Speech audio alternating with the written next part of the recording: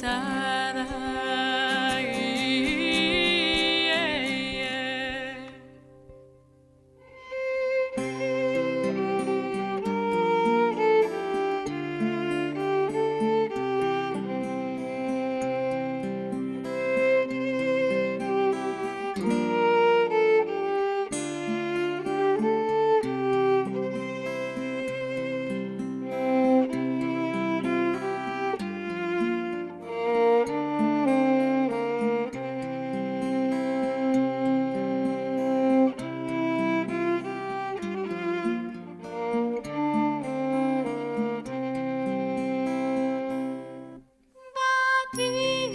Dos ventos se ven engastuadas,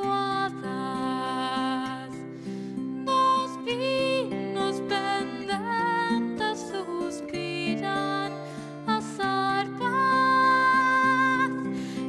están murmurando mil cosas pasadas.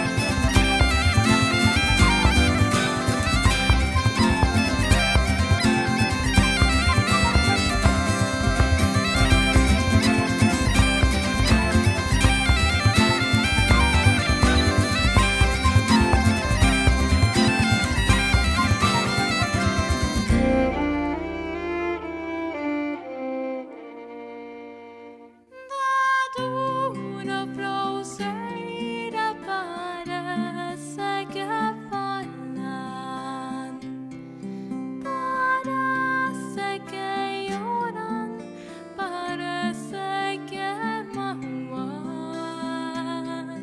A veces parece que nos cuerdas mágicas, parece que falan na velocidade. Dos filhos,